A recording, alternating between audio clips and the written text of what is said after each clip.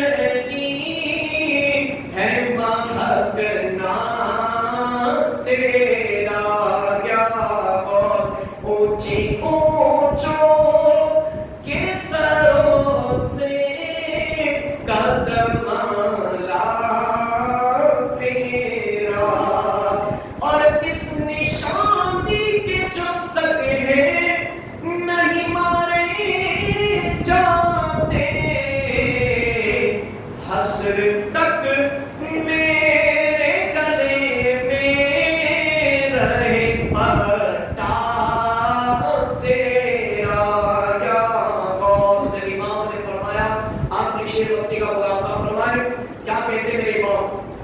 فضل آقا میرا ذات اور بھی ایک نجم رفیع،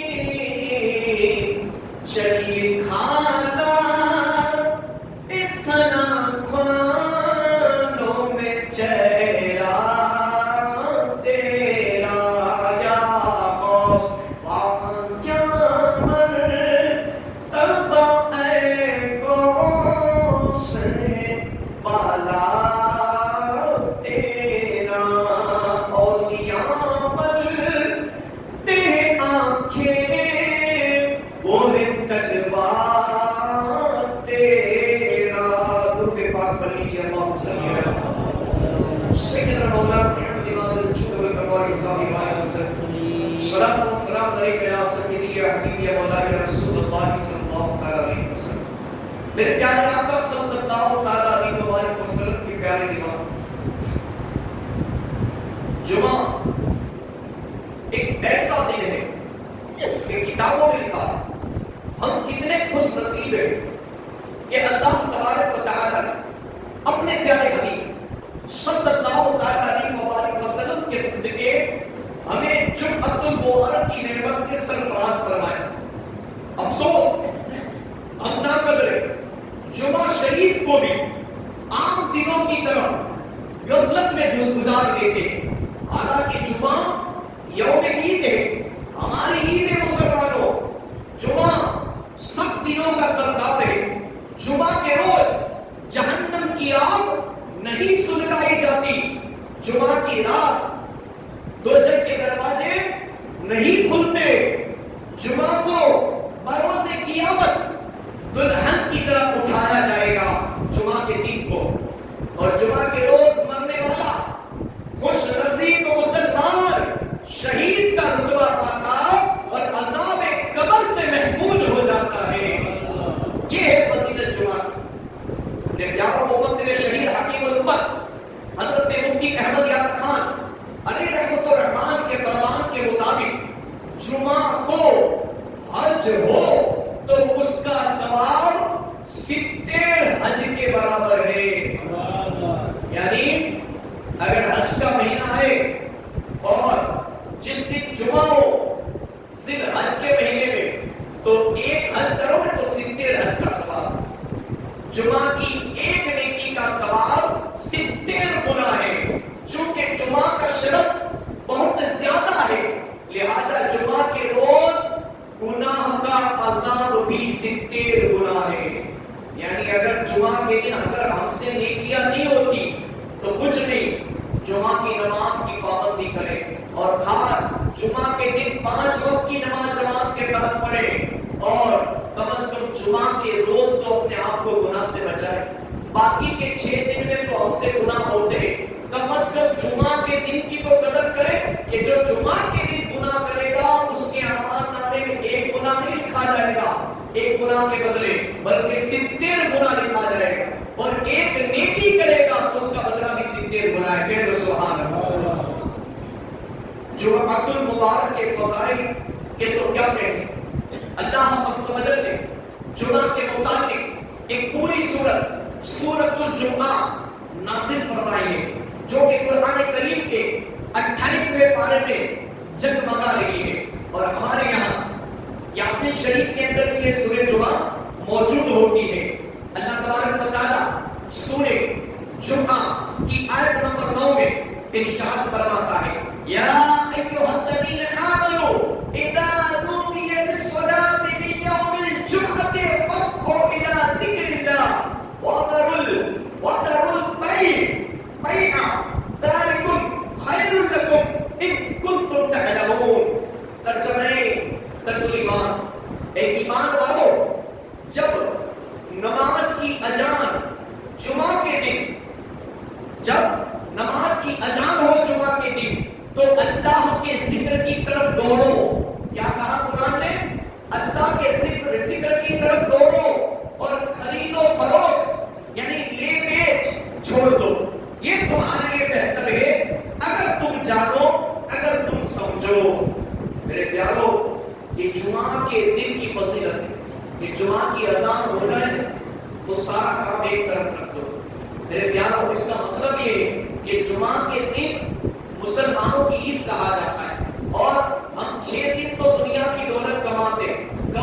جمعہ کے دن اتنا وقت تو نکالو کہ اذان ہو، جب اذان ہو تو سارا لے بیچ کاروبار تھوڑی دیر روک دو.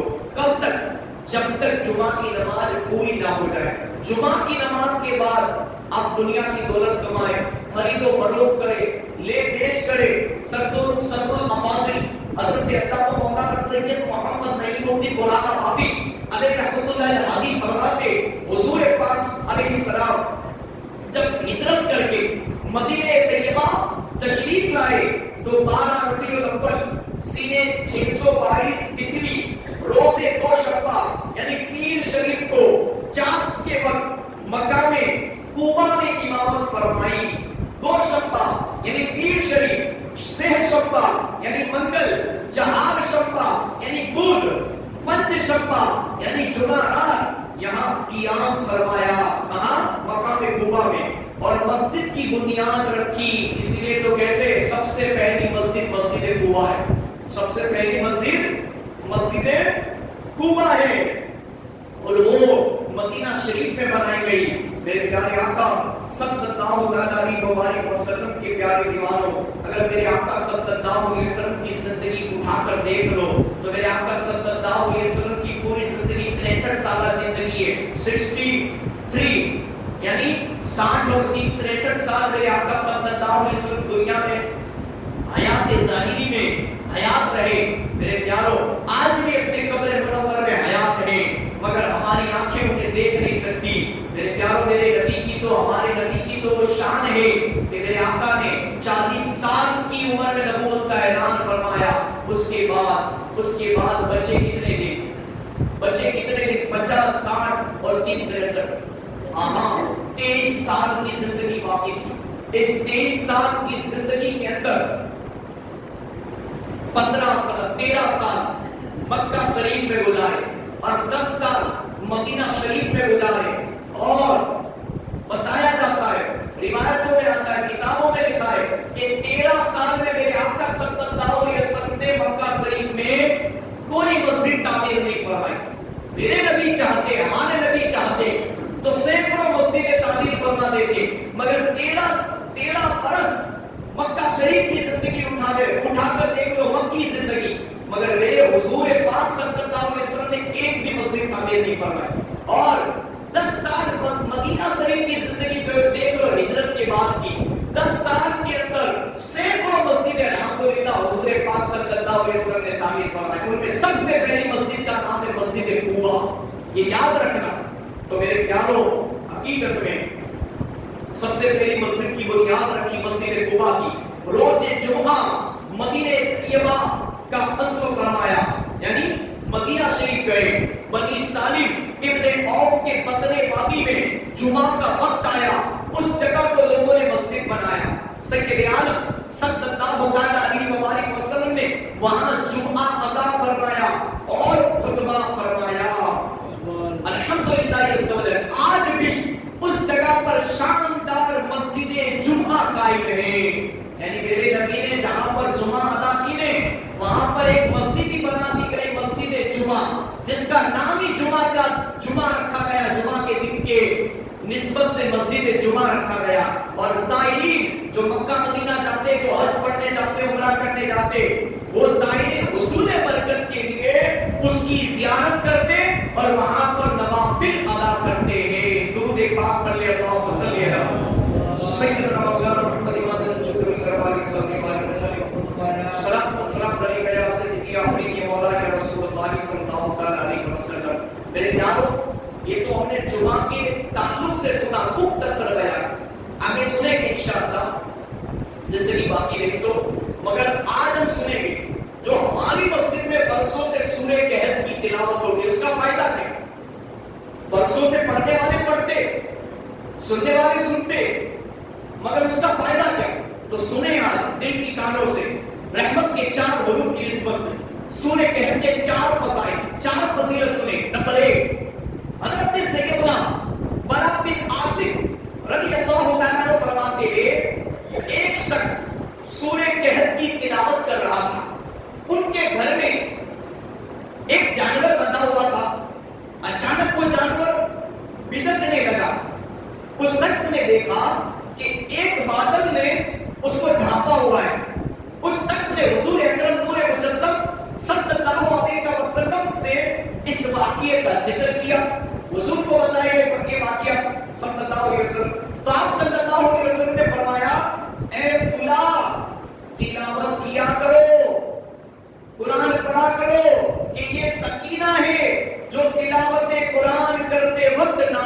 خدا ہے. سبحان اللہ. یعنی جو سورہ کہف کی تلاوت کرتا ہے، قرآن کی تلاوت کرتا ہے، اس پر ایک بادل نمودار ہو جاتا ہے، اسے سکون کی دولت نصیب ہو جاتی ہے. اور یہ صحیح مسلم شریف حدیث نمبر 755 صفحہ نمبر 399. دوسری فضیلت سنیں. حضرت سیدنا معاذ بن انس جوہنی رضی اللہ تعالیٰ عنہ سے روایت ہے، رسول اللہ صلی اللہ علیہ وسلم نے ارشاد فرمایا، جو سورہ کہف کی اول اور آخر سے تلاوت کرے گا اس کے سر تک کا نور ہی نور ہوگا، اور جو اس کی مکمل تلاوت کرے گا، پوری سورہ کہف کی سورت پڑھے گا، اس کے لیے آسمان اور زمین کے درمیان نور ہوگا. نمبر 3، حضرت سیدنا ابو سعید خدری رضی اللہ تعالیٰ عنہ سے روایت، نبی مکرم نور مجسم صلی اللہ علیہ وسلم نے فرمایا، جو جمعہ کے دن سورہ کہف پڑھے اس کے لیے 2 جمعہ کے درمیان آنے والی جمعہ تک ایک نور روشن کر دیا جاتا ہے. ایک روایت میں ہے، جو شب جمعہ کو پڑھے سورہ کہف، یعنی جو رات گئی ہے اس رات کو سورہ کہف پڑھے، اس کے اور بیت العتیق یعنی کعبۃ اللہ شریف کے درمیان ایک نور روشن کر دیا جاتا ہے. کتنی فضیلت ہے سورہ کہف ہے کہ جو رات کو سورہ کہف پڑھے گا. کون سی رات؟ جو ہم نے گزار دی، یعنی وہ رات تھی شب جمعہ کی رات. جمعرات کا دن ہوتا ہے گرووار کا، اور جو رات آتی ہے اس رات کو اگر سورہ کہف کی تلاوت کرے گا تو کعبہ شریف اور اس کے بیچ میں نور روشن کر دیا جاتا ہے. اور چوتھی اور آخری فضیلتیں تو کافی ہے مگر یہاں مختصر بیان کی ہے. چوتھی، حضرت سیدنا ابو درداء رضی اللہ تعالیٰ عنہ سے روایت، نبی کریم رؤوف الرحیم صلی اللہ علیہ وسلم نے فرمایا، جو سورہ کہف کی پہلی 10 آیتیں یاد کرے گا دجال سے محفوظ رہے گا. اور ایک روایت میں جو سورہ کہف کی آخری 10 آیتیں یاد کرے گا دجال سے محفوظ رہے گا. یعنی جب قیامت آئے گی دجال کا فتنہ واقع ہوگا، دجال آئے گا، اگر اس وقت تک وہ سورہ کہف کی تلاوت کرنے والا زندہ رہے گا تو دجال کا فتنہ اسے نہیں پہنچے گا سورہ کہف کی تلاوت کرنے کی برکت سے. تو میرے پیارو، میں آپ کو بھی دعوت دیتا ہوں کہ ہماری مسجد میں الحمدللہ سورہ کہف کی تلاوت ہوتی ہے. میرے پاس وقت ہوتا ہے، میں جلدی آ جاتا ہوں تو میں خود بھی قرآن پاک کی سورہ کہف کی تلاوت کرتا ہوں، اس سورت کی، اور سنتا بھی ہوں. آپ کو بھی میں دعوت دیتا ہوں. میرے پیارو، ابھی سیزن کا دور ہے، یعنی کھیتی باڑی کا. میں مانتا ہوں آپ صبح سویرے اٹھ کر حلال روزی کمانے کے لیے محنت مزدوری اور پسینہ بہانے کے لیے اپنے گھروں سے روزی روٹی کے لیے اس پیٹ کے خاطر اپنے ماں باپ بیوی بچوں کی خاطر حلال روزی کمانے نکل جاتے ہیں. مگر میرے پیارو، کہنے کا مقصد یہ ہے کہ جمعہ کے دن اتنا وقت نکال لو، 24 گھنٹے میں سے اتنا وقت نکال لو کہ جمعہ کی اذان ہو جائے تو کاروبار روک دو، لے بیچ روک دو، اور تیار ہو کر جمعہ کی اذان سے پہلے آدھے گھنٹے 15 منٹ پہلے تیار ہو کے مسجد کی طرف رخ کرو. آپ نے جمعہ کی فضیلت سنی کہ جمعہ کا دن تمام دنوں کا سردار ہے، اور جمعہ کے دن سورہ کہف کی یہ تلاوت کی یہ برکت ہے. تو میں امید رکھوں گا آپ سے کہ جمعہ کے دن صرف 1:15 بجے سے لے کر یوں سمجھ لو 2:15 بجے تک یا 2:30 بجے تک، بس اتنا وقت آپ جمعہ کے دن نکال لو، اللہ تعالیٰ تمہاری زندگی سے برا وقت نکال دے گا اور تمہیں سکون والی زندگی اللہ نصیب فرما دے گا. اللہ تبارک و تعالیٰ کی بارگاہ میں دعا ہے، اللہ تعالیٰ مجھے آپ کو ہم سب کو کہنے سننے سے زیادہ ان ساری باتوں پر عمل کرنے کی توفیق